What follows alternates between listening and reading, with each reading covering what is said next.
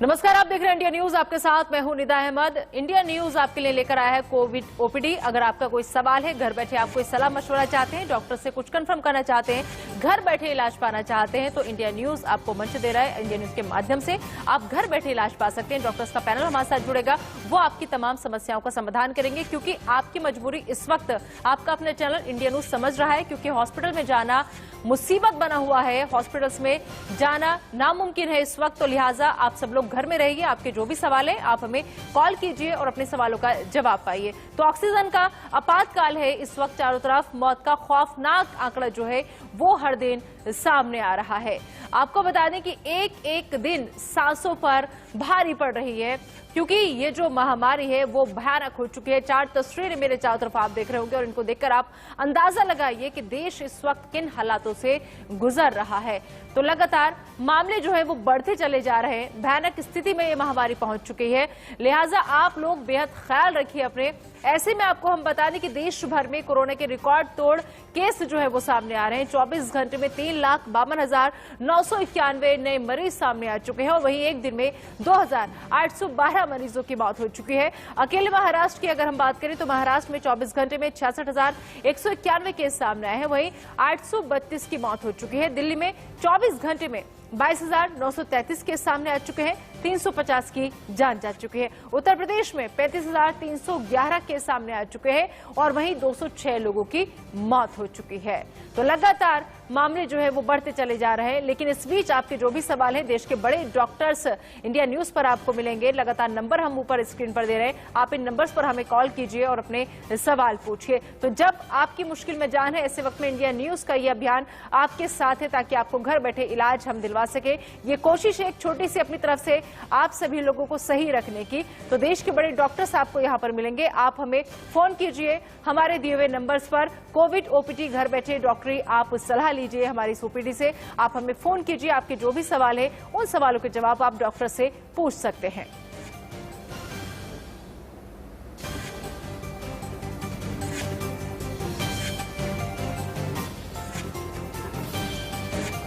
तो देश भर में एक दिन में कोरोना से रिकॉर्ड मौत सामने आए हैं। आपको बता दें कि इंडिया न्यूज लगातार इस मुश्किल वक्त में आपके साथ है। एक दिन में कोरोना से 2,812 लोगों की जान जा चुकी है। वहीं महाराष्ट्र में एक दिन में 832 लोगों की मौत हो चुकी है। दिल्ली में भी एक दिन में 350 लोगों की जान जा चुकी है। महाराष्ट्र में 24 घंटे में 66,191 केस सामने आए हैं, 832 की मौत हो चुकी है।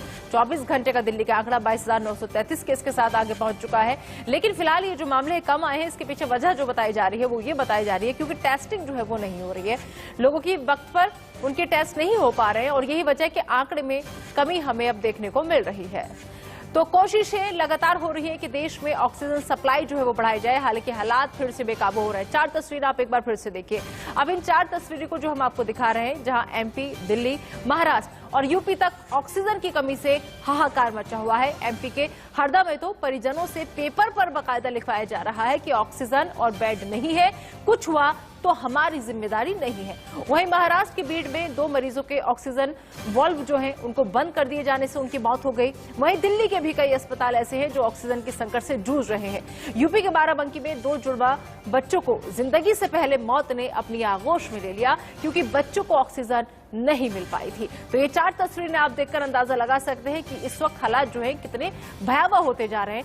कहीं मासूम बच्चे दम तोड़ रहे हैं, तो कहीं पर ऑक्सीजन न मिलने की वजह से बड़े बुजुर्ग भी अपनी जान गंवा रहे हैं और कहीं पर हॉस्पिटल में बेड ही नहीं मिल रहा है, एडमिशन नहीं हो पा रहे। लोग इस कंडीशन में करें तो क्या करें। तो लिहाजा ऐसे में हमने अपनी जिम्मेदारी समझते हुए आपके लिए हमने कोविड ओपीडी ओपन की है। आप जो नंबर हम आपको दे रहे हैं, आप उन नंबर्स पर हमें कॉल कीजिए। हमारे साथ डॉक्टर्स का पैनल मौजूद रहेगा, वो आपके तमाम सवालों के जवाब आपको देंगे और हम उम्मीद करेंगे कि शायद इस शो के जरिए आपको बहुत कुछ ऐसा सीखने को मिले जिससे शायद आपकी मुश्किल का हल मिल सके। तो कोरोना का कहर हर तरफ जारी है, ऑक्सीजन खत्म हो रही है, अस्पतालों में बेड नहीं है और ऊपर से लॉकडाउन भी लगा हुआ है। तो सांसों पर संकट है सभी की केस 4 लाख के करीब पहुंच चुके हैं।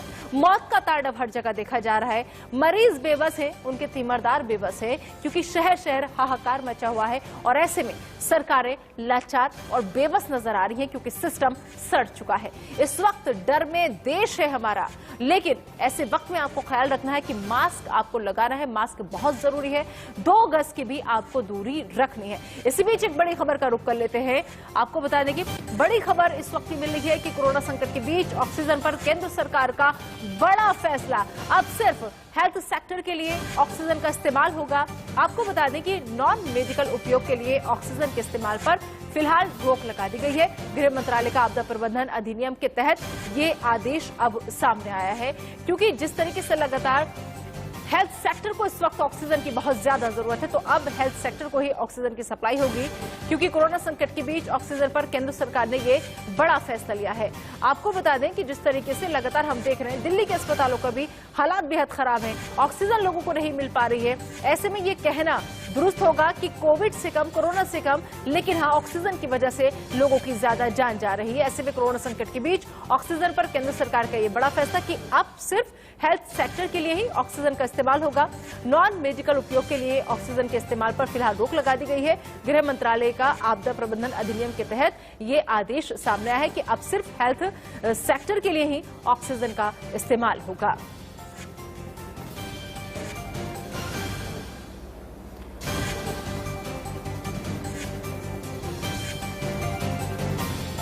और चलिए, इस पर डॉक्टर्स का पैनल हमारे साथ जुड़ चुका है। आइए उनका तारुफ मैं आपसे करा देती हूँ। हमारे साथ डॉक्टर गिरीश त्यागी, जो कि सेक्रेटरी हैं डीएमसी के, वो जुड़ चुके हैं। बहुत बहुत स्वागत है आपका सर इंडिया न्यूज पर। इनके अलावा हमारे साथ डॉक्टर अजीत सक्सेना, जो कि सीनियर कंसल्टेंट है अपोलो के, वो भी हमारे साथ जुड़ चुके हैं। आपका भी बहुत बहुत स्वागत है डॉक्टर अजीत सक्सेना। डॉक्टर गिरीश त्यागी, सबसे पहले मैं आपके पास आना चाहूंगी। आपसे सर समझना चाहूंगी, एक डॉक्टर होने के नाते अभी जो हालात हमारे देश में गुजर रहे हैं, ऑक्सीजन की किल्लत से हम लोग जूझ रहे हैं, ऐसे में क्या प्रोटोकॉल होता है, किस हिसाब से? क्योंकि देखिए, मरीज तो हॉस्पिटल तक पहुंच रहे हैं सांसें पाने के लिए, लेकिन उन्हें वो सांसें नहीं मिल पा रही हैं, तो क्या प्रोटोकॉल होता है हॉस्पिटल में ऑक्सीजन का? प्लीज एक बार ये समझाइए। जैसा कि आप हम सब देख रहे हैं, इस टाइम एक तरह से मेडिकल इमरजेंसी डिक्लेयर हो चुकी है।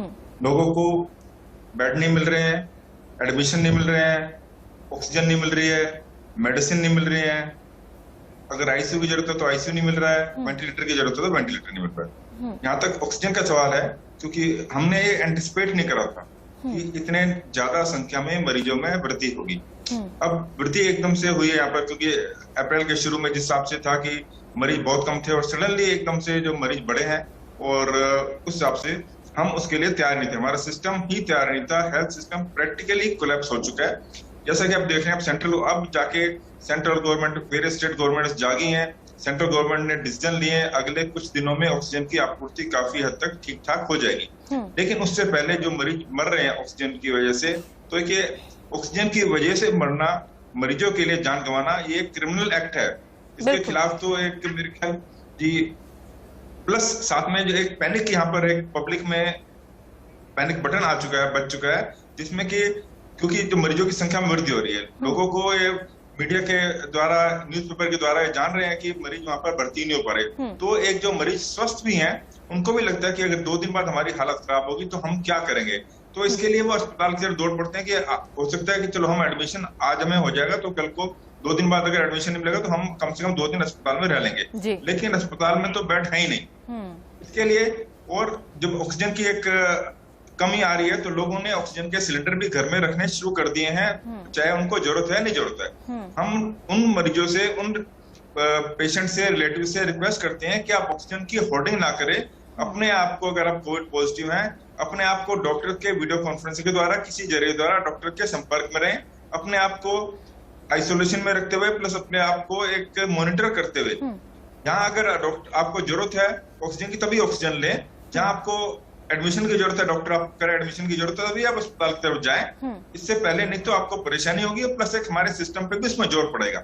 ठीक है डॉक्टर अजीत, आप कितना इत्तेफाक रख रहे हैं डॉक्टर गिरीश त्यागी की बातचीत से कि वाकई में हमारे सिस्टम का फेलियर है, हमारी स्वास्थ्य सेवाएं जो इतनी लचर हो चुकी हैं कि हम पिछले 1 साल से इन सबसे जूझ रहे हैं, लेकिन उसके बावजूद हमने कोई तैयारी नहीं की, हमने इस तरफ ध्यान ही नहीं दिया कि अगर ऐसा हुआ तो हम क्या करेंगे, किस तैयारी के साथ हम सबके सामने आएंगे और कैसे मरीजों का इलाज करेंगे। बाकी हमने इस तरफ ध्यान नहीं दिया जिसका खामियाजा अभी हमें सबको भुगतना पड़ रहा है।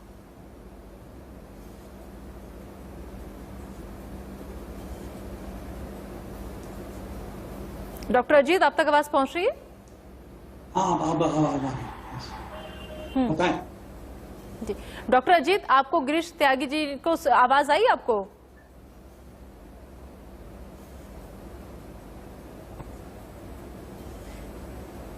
चलिए डॉक्टर अजीत का रुख करेंगे, शायद कुछ कनेक्टिविटी में कुछ दिक्कत हो रही है। हमारे साथ एक कॉलर दिल्ली से जुड़ चुके हैं, उनका रुख कर लेते हैं। हमारे साथ कॉलर दिल्ली से जुड़ चुके हैं, उनका रुख कर लेते हैं। जी सबसे पहले आप अपना नाम बताएं। इंद्र नाम है आपका। जी इंद्र, पूछिए अपना सवाल, क्या जानना चाहते हैं? इंद्र मोहन सहगल है जी, सवाल पूछिए अपना। मैंने कुछ दिन पहले अपना कोरोना वैक्सीन लगवाई थी 21 तारीख को, और उसके बाद से मेरे को 2 दिन के बाद से अपना नाक बहुत बह रहा है और खांसी, थोड़ी सी खांसी हो रही है, तो ज्यादा नाक ही बह रहा है और छींकें बहुत आ रही हैं। मैं इसका पूछना चाहता हूँ भी क्या है, मेरे को टेस्ट वगैरह करवाना चाहिए? ठीक है डॉक्टर अजीत, अगर आप तक आवाज पहुंच रही है तो मैं चाहूंगी कि आप जवाब दीजिए इस सवाल का। हाँ, ये फिनोमिनन हो सकता है दवाई वैक्सीन लगाने के बाद। सिर्फ एक एंटी एलर्जिक लेनी है और कुछ नहीं करना। इससे कि कोरोना नहीं है, कई बार एलर्जिक रिएक्शन हो जाता है, किसी भी दवाई के साथ हो सकता है, किसी भी वैक्सीन के साथ हो सकता है। तो एंटी एलर्जिक लें और ठीक हो जाएगा। ये इसमें पैनिक की बात नहीं है। ठीक है, तो पैनिक होने की जरूरत नहीं है, आपको सवाल का जवाब मिल गया होगा। डॉक्टर गिरीश त्यागी, एक चीज और यहाँ पर मैं जानना चाहूंगी आपसे कि जैसे अभी हमारे पास, क्योंकि लोग जो है फेसबुक पर भी हमें सवाल जवाब लिख रहे हैं, हमें ट्विटर पे भी वो सवाल करके पूछ रहे हैं, तो एक सवाल ये आया है हमारे पास कि 91 जो है वो ऑक्सीजन लेवल पहुंच चुका है, उम्र जो है बहुत कम है, 35 साल है कुल, किसी तरह की अभी घबराहट या कोई बेचैनी शुरू नहीं हुई है, ऐसे में क्या करना चाहिए उन्हें? एक तो आप जो आपका, क्योंकि 90 पे आपका ऑक्सीजन है, एक तो आप पल्स ऑक्सीमीटर से लगातार अपना ऑक्सीजन मेजर करते रहें, टेम्परेचर मेजर करते रहें, डॉक्टर के संपर्क में रहें, प्लस बीच बीच में आप ना प्रोनिंग पोजीशन यानी पेट के बल लेटने की कोशिश करें, उससे भी काफी, बीच बीच में आप पेट के बल लेटेंगे तो उससे ऑक्सीजन इंप्रूव होगी। प्लस साथ में आप लंग्स के लिए ना एक्सरसाइज करें, जो आप डॉक्टर आपको बता देगा कि सांस लंबा लेना, इस तरह की जो एक्सरसाइज होती हैं, ताकि उसमें लंग्स फंक्शन आपके इंप्रूव हो। प्लस आपको मेडिटेशन साथ में रखिए, अपना हाइड्रेशन प्रॉपर रखिए, मतलब अपना खाना पीना में ध्यान रखिए, लिक्विड थोड़ा सा ज्यादा लें, और इन चीजों से भी थोड़ा सा आपको, प्लस आपको जो डॉक्टर के संपर्क में जरूर रहिए, क्योंकि 90 एक बॉर्डर लाइन पे है, और एक डॉक्टर के संपर्क में रह के हो सकता है आपको जैसे ही कम हो तो ऑक्सीजन की आपको अस्पताल में भर्ती की जरूरत पड़ सकती है। अगर और चांसेस है कि अगर आप ये पोजीशन करेंगे, प्रोनिंग पोजीशन पे जाएंगे, अपनी लंग एक्सरसाइज करेंगे, अपना मेडिटेशन करेंगे, तो हो सकता है ऑक्सीजन इंप्रूव होकर आपका 94-95 तक पहुंच जाए, जो कि कई केसों में इस तरह का देखा गया। ठीक है डॉक्टर अजीत, अगर किसी आदमी में लक्षण इसके महसूस हो रहे हैं, लेकिन उसको अगर वो टेस्ट करा रहा है तो उसमें उसकी निगेटिव रिपोर्ट आ रही है, तो उसे कितना और इंतजार करना चाहिए, या कौन कौन सी एहतियाती कदम जो है वो घर पर रहकर उठाने चाहिए? बिल्कुल, बहुत बढ़िया सवाल है आपका। नेगेटिव से ये मतलब नहीं है कि नहीं हो सकता, ये हो सकता है कि सैंपल सही तरीके से नहीं लिया गया, या जब तक लैब में पहुंचा वो टाइम बार हो गया, तो इसमें घर में ही सारे याद देने चाहिए। सबसे पहले जैसे डॉक्टर त्यागी ने बताया, deep breathing exercises, that is the crux of the whole thing. Exercise, क्योंकि ये फेफड़ों पर सीधे अफेक्ट करता है, लंग्स पे अफेक्ट करता है, मजबूत करें। कैसे करना है?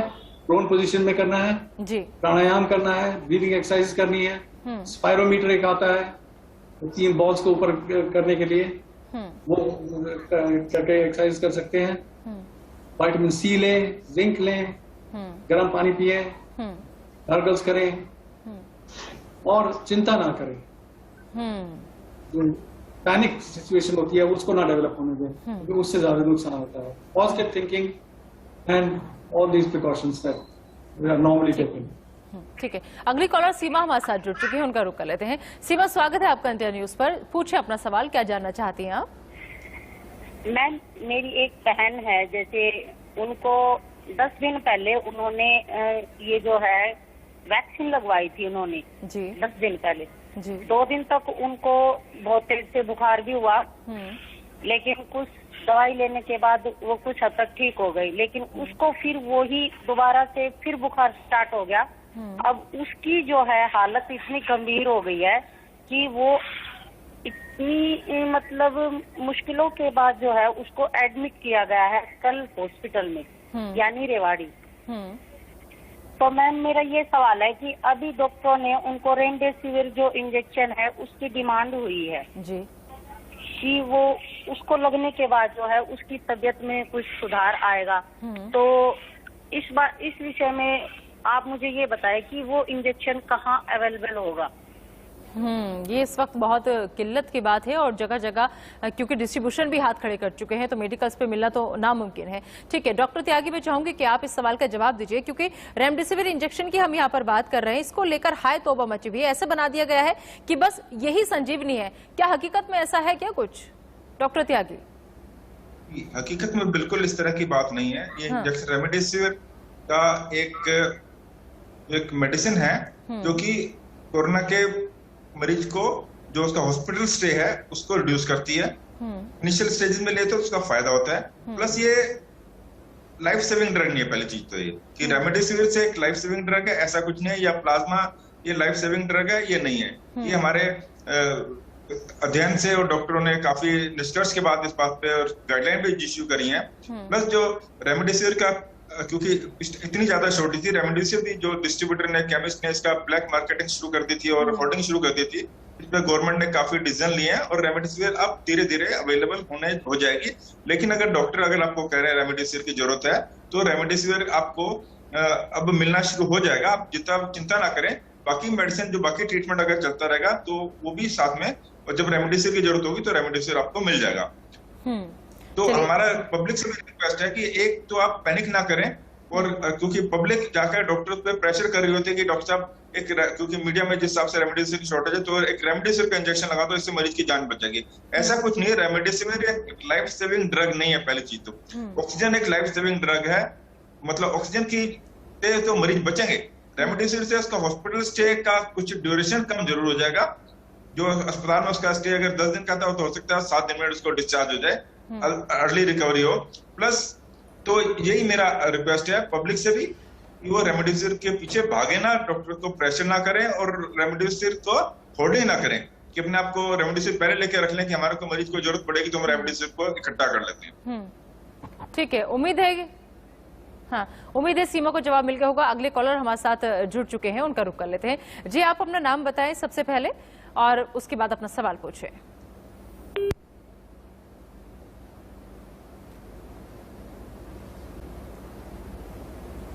क्या लगता है शायद कॉल डिस्कनेक्ट हो गई। डॉक्टर अजीत, मैं आपसे एक चीज यहाँ पर समझना चाहूंगी कि अभी हम लोग देख रहे हैं कि बहुत से लोग ऐसे हैं जिनमें कोई लक्षण तो नजर नहीं आ रहे हैं, लेकिन सांस की दिक्कत बहुत ज्यादा हो रही है, उन्हें सांस लेने में बहुत ज्यादा तकलीफ होती है। तो ये किस वजह से हो रहा है? अगर ऐसा कुछ हो रहा है कि फीवर भी नहीं है, कोई और लक्षण भी महसूस नहीं हो रहे हैं, सिर्फ सांस लेने में अगर दिक्कत आने लगे तो तब क्या करना चाहिए? सबसे पहले एक स्ट्रेन है, ये सीधा लंग्स पे अफेक्ट कर रहा है। This is a variant strain, जो पहले स्ट्रेन था उससे फर्क है। नोज एंड थ्रोट को और सीधे लंग्स पे अफेक्ट कर सकता है। तो अगर सांस की तकलीफ हो रही है तो इसको सीरियसली लें और डॉक्टर की सलाह करें, डॉक्टर को दिखाएं। और कम से कम आप जो आप कर सकते हैं, डीप ब्रीदिंग एक्सरसाइज, गॉगल्स और बाकी विटामिन सी, जिंक, ये सब लेना शुरू कर दें। ठीक है, उत्तर प्रदेश से हमारे अगले कॉलर सतीश इस वक्त हमारे साथ जुड़ चुके हैं। सतीश, स्वागत है आपका, पूछिए अपना सवाल, क्या जानना चाहते हैं आप?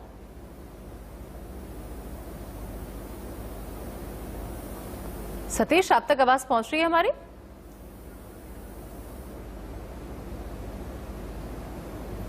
सतीश, अगर आप तक आवाज पहुंच रही है तो अपना सवाल पूछें। तो लग रहा है कॉल जो है वो डिस्कनेक्ट हो गई। तो लगातार आप लोगों को नंबर हम यहाँ पर दे रहे हैं स्क्रीन पर, इन नंबर्स पर आप हमें कॉल कीजिए। आपके मन में कोई भी सवाल है या आपको किसी भी तरह का कोई भी कंफ्यूजन दूर करना है तो डॉक्टर्स का पैनल हमारे साथ मौजूद है। डॉक्टर गिरीश त्यागी हमारे साथ मौजूद हैं, डॉक्टर अजीत सक्सेना साहब हमारे साथ मौजूद हैं।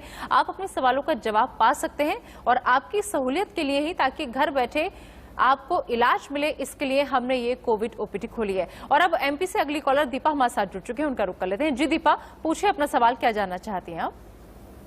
मैडम वो क्या है, मेरे बेटे हैं, दोनों पॉजिटिव है, एक 26 साल का है, एक 20 साल का है जी, और दोनों पॉजिटिव हैं। और छोटा लड़का 10% पॉजिटिव इन्फेक्शन आया है और छोटा बड़ा वाला 6% आया है। अब उनको दस्त लग रहे हैं, तो उसका क्या उपाय है? डॉक्टर गिरीश त्यागी, क्या करना चाहिए इस सिचुएशन में? एक तो जो पहले आपके जो भी दोनों बच्चे हैं, दोनों आपके जो पॉजिटिव हैं और उनको दस्त लगे, तो जो लोकल डॉक्टर आपका है, जो भी आपका फैमिली फिजिशियन है, उससे आप कांटेक्ट करिए। दस्त का इलाज अपना जो करेंगे वो, प्लस जो एक SpO2 जो कि एक पल्स ऑक्सीमीटर आपके घर पे होगा, वो लेके दोनों बच्चे अपने अपना पल्स ऑक्सीमीटर मेजर करते रहेंगे, डॉक्टर के कांटेक्ट में रहेंगे, टेम्परेचर मेजर करते रहेंगे, डॉक्टर के कांटेक्ट में रहेंगे।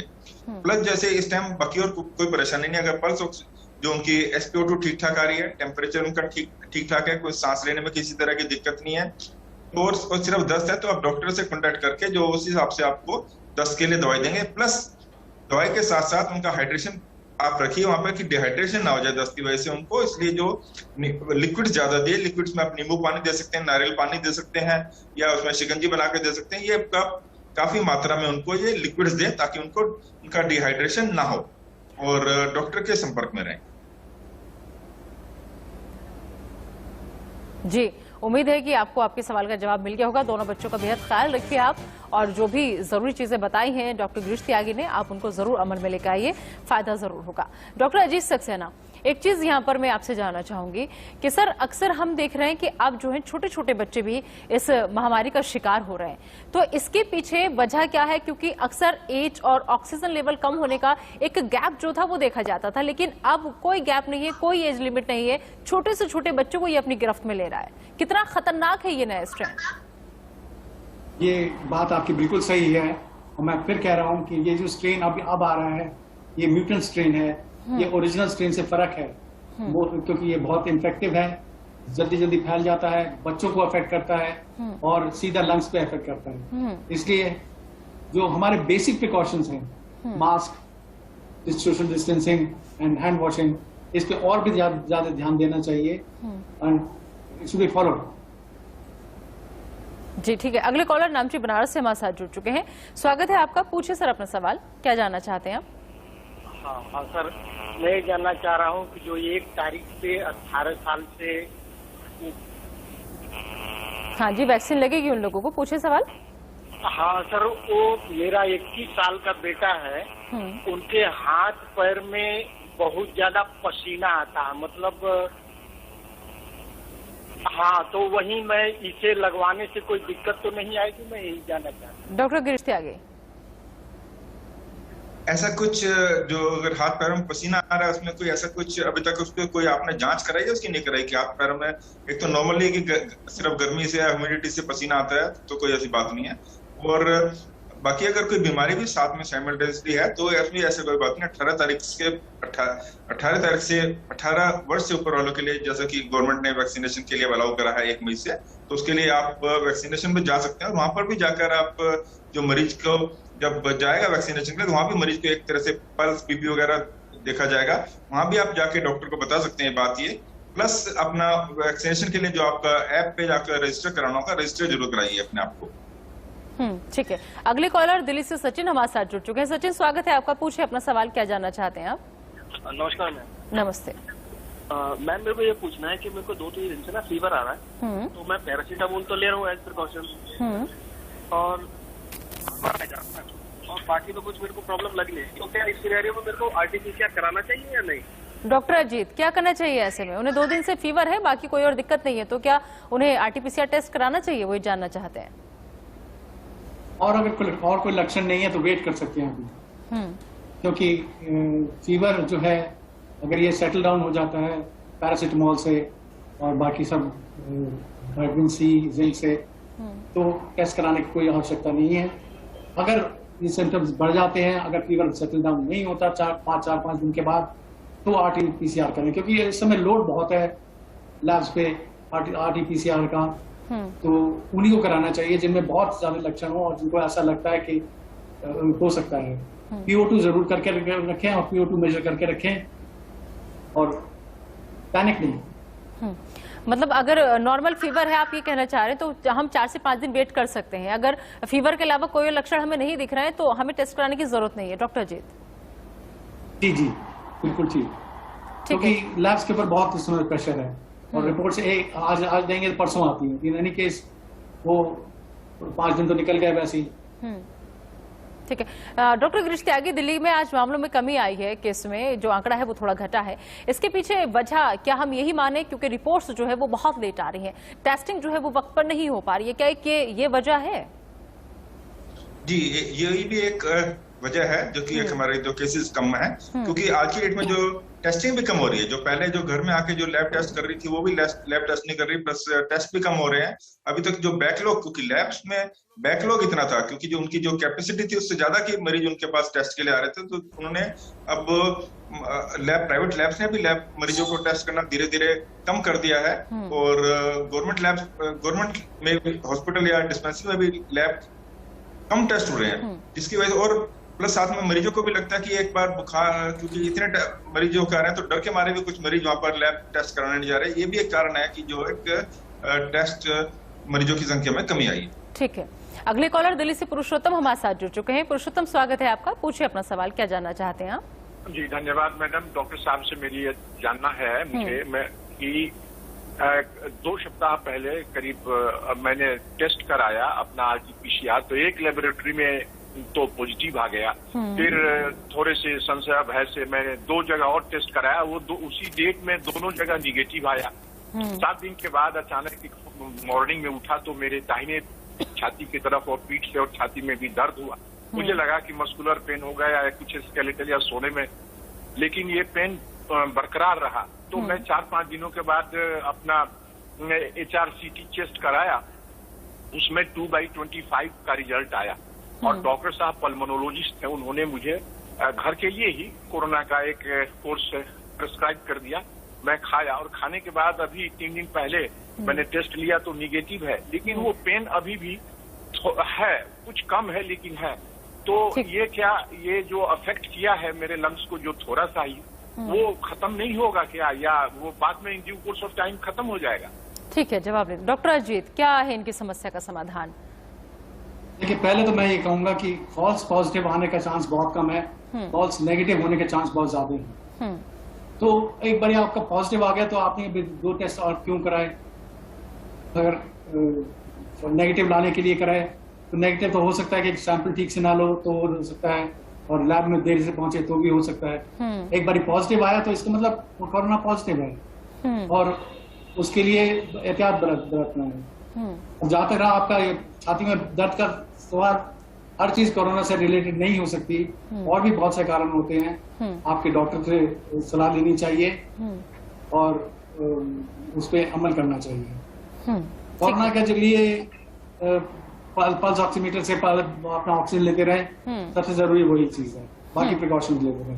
ठीक है, डॉक्टर त्यागी और डॉक्टर सक्सेना, आप हमारे साथ बने रहिए। हम आपसे इसी तरीके से सवालों का सिलसिला जारी रखेंगे और लगातार जो कॉलर्स हैं वो भी हमें यूं ही कॉल करते रहिए। आपके जो भी सवाल है आप पूछिए, डॉक्टर्स का बड़ा पैनल आपके लिए हम लोग लेकर आए हैं। फिलहाल एक नजर इस वक्त की हेडलाइंस पर। तो लगातार आपकी समस्याओं को ध्यान में रखते हुए इंडिया न्यूज कोविड ओपीडी आपके लिए लेकर आया है। आप जो नंबर्स हम स्क्रीन पर दे रहे हैं उन नंबर्स पर आप हमें फोन कीजिए और आपके मन में जो भी सवाल है या घर बैठे आप डॉक्टर से जो भी सलाह मशवरा चाहते हैं, जिस भी बीमारी का इलाज चाहते हैं, और ऐसे वक्त में जो मुश्किल दौर से हमारा देश गुजर रहा है, ऐसे वक्त में हम समझ सकते हैं आपकी मजबूरी कि आप हॉस्पिटल नहीं जा सकते, लिहाजा घर बैठे आपकी मुश्किल आसान करने का काम आपके अपने चैनल इंडिया न्यूज ने किया है। तो आप हमें फोन कीजिए, अपने सवालों का जवाब जानिए। डॉक्टर्स का पैनल लगातार हमारे साथ मौजूद है। आइए एक बार फिर से हम डॉक्टर्स का रुख कर लेते हैं। डॉक्टर गिरीश त्यागी हमारे साथ मौजूद है, डॉक्टर अजीत सक्सेना हमारे साथ मौजूद हैं। तो आइए एक बार फिर से हम रुख करेंगे डॉक्टर अजीत त्यागी का, गिरीश त्यागी का सबसे पहले। डॉक्टर त्यागी, एक चीज और मैं यहाँ पर आपसे समझना चाहूंगी कि बहुत से लोग ऐसे हैं जो पहले भी वो पॉजिटिव आ चुके हैं, सही हो चुके हैं, डोज भी उन्होंने ले ली है, लेकिन इसके बावजूद भी वो कोविड पॉजिटिव पाए जा रहे हैं। तो उन लोगों का ये सवाल है कि क्या ऐसे में उनके लिए खतरा ज्यादा है या फिर ये नॉर्मल बात है? सबसे आपने बड़ा अच्छा एक क्वेश्चन रखा है। सबसे पहले तो ये जो भी एलिजिबल हैं वैक्सीनेशन के लिए, उनसे रिक्वेस्ट है कि वैक्सीनेशन जरूर कराइए। जैसा कि आपने कहा कि पहली डोज उन्होंने वैक्सीनेशन की ले ली, उसके बाद पॉजिटिव हो गए, और उसके बाद कुछ मरीज ऐसे भी हैं जो सेकंड डोज वैक्सीनेशन के बाद भी पॉजिटिव हुए हैं। तो इनकी संख्या काफी कम है। ये 0.04% हैं जो पहली डोज के बाद पॉजिटिव पाए गए हैं, और 0.03% ऐसे मरीज हैं जो उनको सेकंड डोज वैक्सीनेशन के बाद भी पॉजिटिव आए हैं। यानी कि 10,000 में से खाली 4 मरीज, वो भी इस तरह के मरीज होंगे। पहली चीज तो है कि हमने वैक्सीनेशन लगा लिया, तो वैक्सीनेशन लगाने के बाद भी हमारे को जो कोविड एप्रोप्रिएट बिहेवियर है, कोविड प्रोटोकॉल है, हमारे को फॉलो करना है। यानी हमारे को मास्क लगा के रखना है, सोशल डिस्टेंसिंग मेंटेन करनी है, हैंड हाइजीन यानी आपका बीच बीच में अपने हाथ धोते रहना है। और जो इस तरह के हमें, क्योंकि हमने देखा कि हमने वैक्सीनेशन लगाया, वैक्सीनेशन के बाद हम थोड़ा सा केयर फ्री हो गए, हमने जाके सोशल डिस्टेंसिंग और इन नियमों का पालन नहीं करा, पब्लिक में मार्केट में इकट्ठे जाके बिना मास्क के भी जाने शुरू हो गए। तो इसकी वजह से जो अगर आपने वैक्सीनेशन लगा लिया है तो उसके बाद आपका जो पहली चीज, तो अगर आपका कोविड पॉजिटिव भी आ रहा है तो उसका काफी वीक इफेक्ट होगा, यानी आपको अस्पताल की जरूरत नहीं पड़ेगी। अगर अस्पताल की जरूरत नॉर्मल केस में पड़ती, जिसमें कि 10 दिन का स्टे होता है, तो हो सकता है कि आपको 4-5 दिन में वहां से छुट्टी मिले। ये आपको वैक्सीनेशन का है। तो रिक्वेस्ट है पब्लिक से कि वैक्सीनेशन के लिए जरूर जाइए। और र्यूमर्स जो इधर उधर के आ रहे हैं वैक्सीनेशन के बारे में कि वैक्सीनेशन से सुबह एक कोई हमारे पास कॉलर का फोन आया मॉर्निंग में कि वैक्सीनेशन के बाद इम्यूनिटी कम हो गई है या इम्यूनिटी कम हो जाती है। तो इस तरह की बातों पर बिल्कुल ना ध्यान देते हुए, वैक्सीनेशन अगर आप एलिजिबल हैं वैक्सीनेशन के लिए तो आप वैक्सीनेशन पे जाइए, वैक्सीनेशन कराइए। यही एकमात्र तरीका है जिससे कि हम इस पे कोरोना पे रोकथाम कर सकेंगे। अपने आप के लिए, अपने लिए भी, प्लस अपने रिश्तेदारों के लिए, अपने दोस्तों के लिए भी इससे बचाव होगा। बिल्कुल ठीक है। अगले कॉलर नफीस हमारे साथ बने हुए हैं। नफीस, स्वागत है आपका, पूछिए अपना सवाल, क्या जानना चाहते हैं आप? नमस्कार मैडम। हेलो जी, पूछिए अपना सवाल। हाँ, डॉक्टर साहब से मैं पूछना चाहता हूँ, मेरा अगस्त में 2 छल्ले डले थे और मेरे को 13-14 टेबलेट खानी पड़ती है अभी इसमें, और अभी मेरे को पॉजिटिव ही हो गया था मैं। तो इसमें ये इंजेक्शन लगवाना चाहिए या नहीं लगवाना चाहिए? आप वैक्सीनेशन की बात कर रहे हैं? हाँ जी। जी ठीक है। डॉक्टर अजीत सक्सेना, क्या करना चाहिए उन्हें? हाँ, जरूर लगवा सकते हैं, इसमें कोई आपत्ति नहीं है, बल्कि आपको और प्रोटेक्शन मिलेगा। कोरोना पॉजिटिव कब हुआ था ये जरा देखें। अगर कोरोना पॉजिटिव 2 हफ्ते पहले हुआ था तो अभी लगवा सकते हैं, नहीं तो 2 हफ्ते वेट करने, सिम्टम्स के सबसाइड करने के 2 हफ्ते तक वेट करने के बाद आप वैक्सीनेशन जरूर ले सकते हैं, ठीक है, लेना भी चाहिए। हाँ ठीक है। डॉक्टर गिरीश त्यागी, जो अभी डॉक्टर अजीत सक्सेना ने जवाब दिया, तो अगर कि कोई पॉजिटिव आ रहा है तो हमें निगेटिव होने का वेट करना चाहिए, उसके बाद ही वैक्सीन हम ले सकते हैं? कितने दिन बाद, नेगेटिव होने के कितने दिन बाद ही वैक्सीनेशन करवा सकते हैं?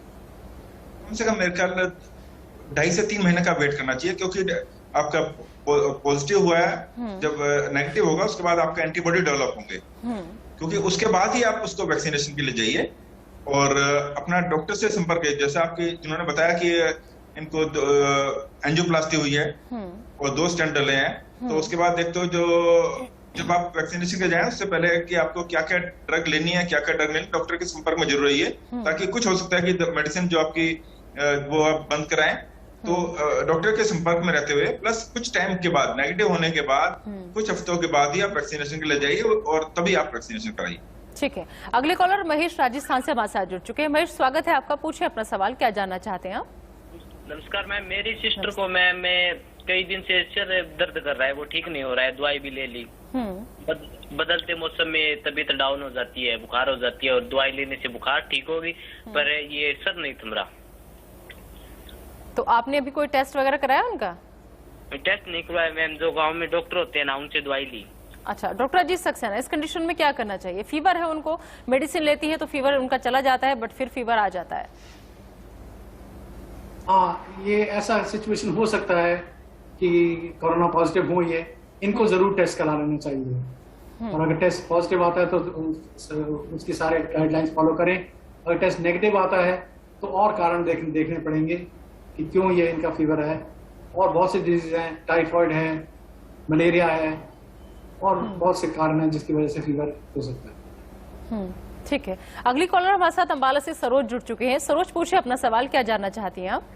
हाँ मैम, मेरी ना बेटी है, उसको ना 16 दिन हो गए लगभग, थोड़ा फीवर आ रहा था उसको और टेस्ट और स्मेल की भी उसको दिक्कत हो रही थी। तो पर ऐसा नहीं है जैसे कहते हैं कि गुड़ खा रही थी, उसको पता लग रहा था कि मैं मीठा खा रही हूँ, ये चीजें तो उसको पता लग रही थी और कोई दिक्कत नहीं थी। तो उन्होंने टेस्ट करवाया, मतलब थोड़े दिन देखते रहे, फिर उन्होंने टेस्ट करवाया, उसकी पॉजिटिव आई और उसके हस्बैंड जो साथ में रहते हैं उनकी नेगेटिव आई है। पर वैसे उसको कोई हाँ जी, कोई प्रॉब्लम नहीं है, वैसे को प्रेग्नेंट है, उसके कोई मतलब ज्यादा दिक्कत वाली बात तो नहीं है कुछ भी, मतलब यही पूछना था बस। ओके, रिपोर्ट जो है उनकी पॉजिटिव आई है, क्योंकि वो प्रेग्नेंट है इसलिए उनके लिए कोई खतरे वाली ज्यादा बात तो नहीं, आप ये जानना चाहती हैं। डॉक्टर गिरीश त्यागी, क्या करना चाहिए ऐसे में? क्योंकि देखिए ये जो कंडीशन है उस महिला की, ऐसे में अमूमन दवाइयां ली भी नहीं जाती हैं ज्यादा।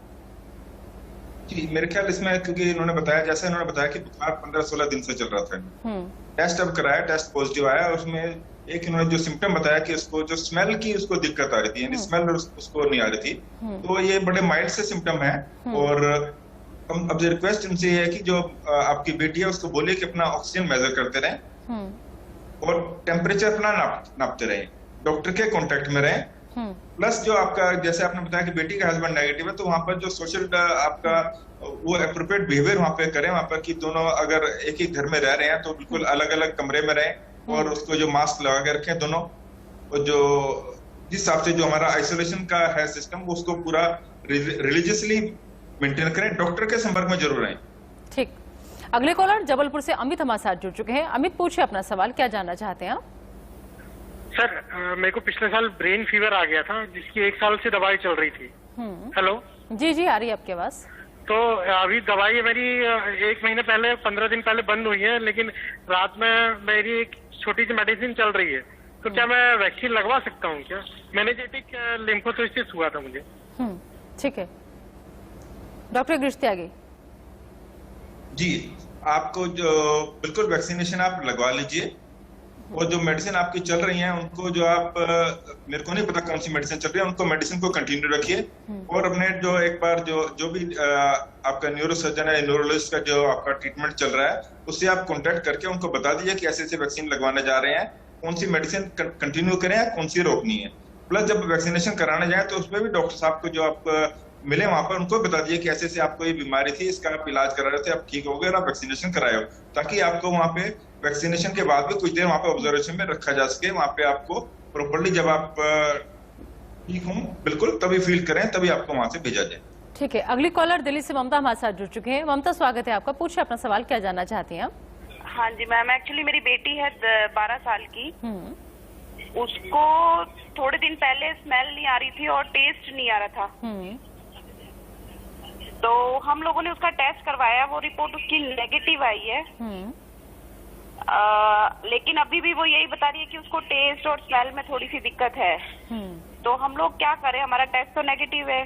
ठीक है, एक्चुअली ये दिक्कत कई लोगों के साथ आ रही है। डॉक्टर अजीत सक्सेना, इसका जवाब मैं आपसे चाहूंगी। कई लोगों के साथ ये दिक्कत आ रही है, जब टेस्ट कराते नेगेटिव आता है बट उनमें लक्षण मौजूद रहते हैं, क्या करना चाहिए ऐसे में?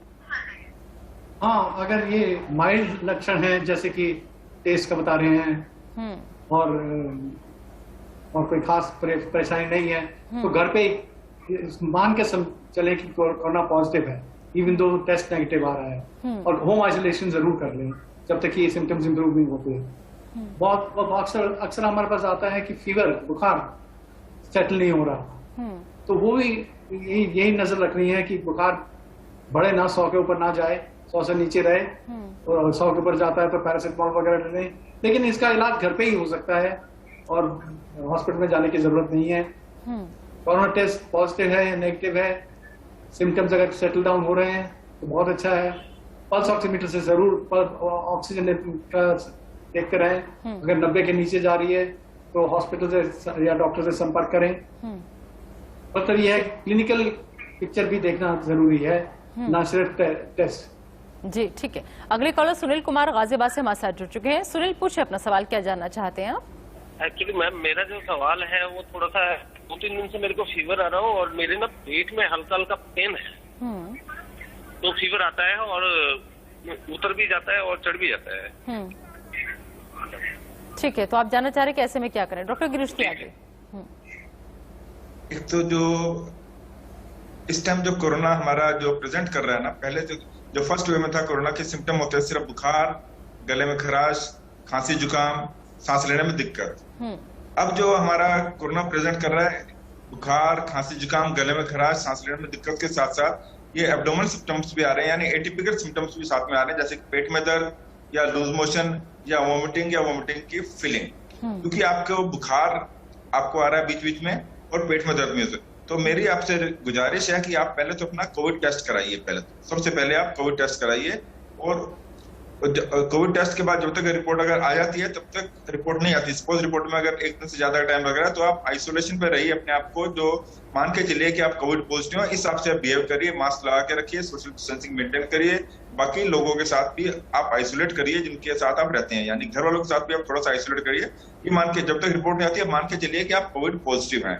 अगर कोविड नेगेटिव रिपोर्ट आती है तब आप बिल्कुल फ्री हैं, लेकिन जब तक रिपोर्ट नहीं आती तब तक आप पूरा कोविड अप्रोप्रिएट बिहेवियर को फॉलो करिए। ठीक है, अगले कॉलर हमारे साथ नवेश जुड़ चुके हैं, उनका रुख लेते हैं। नवेश, स्वागत है आपका, बताएं अपना सवाल। हाँ, हमको 12 साल से स्किन डिजीज है, पेम्फिगस वल्गेरिस। हम स्टेरॉइड खा रहे हैं, डायबिटीज नहीं है, तो क्या हम वैक्सीन ले सकते हैं? ठीक है, और लेने के बाद स्टेरॉइड खाई जाएगी? डॉक्टर अजीत सक्सेना। ये 12 साल से, सॉरी मेरे मिस हो गया, 12 साल से इनको क्या प्रॉब्लम है? एक बार आप अपना सवाल दोहराएं। वो पेम्फिगस वल्गेरिस था, 12 साल से स्टेरॉइड खा रहे हैं, लेकिन हमको डायबिटीज नहीं है, थोड़ा बीपी रहता है 95, 140, 50, और दवाई खा लेते हैं तो नॉर्मल रहता है। तो हम वैक्सीन लगवा सकते हैं, और उसमें लगवाने के बाद स्टेरॉइड और बीपी की दवा चलेगी? डॉक्टर अजीत सक्सेना। जरूर लगवा सकते हैं, लेकिन आपको वहां लगवाना चाहिए जहां पर इमरजेंसी का सामान उपलब्ध है, क्योंकि एलर्जिक रिएक्शन होने के चांसेस आपके ज्यादा हैं। तो बैकअप फैसिलिटीज होनी चाहिए, वहीं पर आप वैक्सीन लगवाएं, पर लगवाएं जरूर। ठीक है, डॉक्टर गिरीश त्यागी, आजकल देख रहे हैं कि डबल मास्क लोग ज्यादा इस्तेमाल कर रहे हैं और डबल मास्किंग की बात भी कही जा रही है कि आप लोग डबल मास्क यूज कीजिए। तो सवाल ऐसे में ये है कि ये जो अब ये तरीका है डबल मास्किंग वाला, कितना कारगर है? ये वाकई में इफेक्ट करेगा? डबल मास्क हमें हर जगह यूज करना चाहिए? जी, जितना हम डबल मास्क अगर यूज कर रहे हैं तो उसके बेनिफिट ऑफ कोर्स ज्यादा हैं। और अगर सपोज मैं डबल मास्क यूज कर रहा हूँ और मेरे सामने वाला नहीं कर रहा और सिंगल मास्क कर रहा है तो उसका बेनिफिट है, लेकिन अगर दोनों डबल मास्क यूज कर रहे हैं तो उसके जो ट्रांसमिशन ऑफ कोरोना बहुत ज्यादा रिड्यूस हो रहा है, बहुत कम चांस है। तो इसलिए डबल मास्क का तो बहुत अपनी उपयोगिता है। या तो आप सर्जिकल मास्क आप लगा रहे हैं, या आप सर्जिकल मास्क के साथ आप डबल मास्क कर सकते हैं, या अगर N95 लगा रहे हैं तो उसके साथ डबल मास्क करने की जरूरत नहीं है। N95 अगर आप मास्क पहन रहे हैं तो सिर्फ खाली N95 सफिशिएंट है, लेकिन सर्जिकल मास्क सिर्फ लगा रहे हैं तो उसके बाद आप दूसरा मास्क, एक कपड़े का नॉर्मल कपड़े वाला जो मास्क वो भी लगा सकते हैं। ठीक है, चलिए बहुत बहुत शुक्रिया डॉक्टर गिरीश त्यागी और डॉक्टर अजीत सक्सेना, हम लोगों को ऐसे वक्त में इतना कीमती वक्त देने के लिए और अपने तमाम हमारे जो दर्शक थे जिनके जो सवाल थे उनकी समस्याओं का समाधान करने के लिए। तो लगातार इंडिया न्यूज अपनी इस मुहिम को जारी रखेगा। आप लोगों के मन में कोई भी सवाल है आप हमें हमारे फेसबुक पेज पर भी, आप हमें हमारे ट्विटर हैंडल पर भी ट्वीट करके हमें सवाल भेज सकते हैं। फिलहाल इस बुलेटिन में अभी के लिए इतना ही, आप दीजिए इजाजत, लेकिन बने रहिए इंडिया न्यूज के साथ।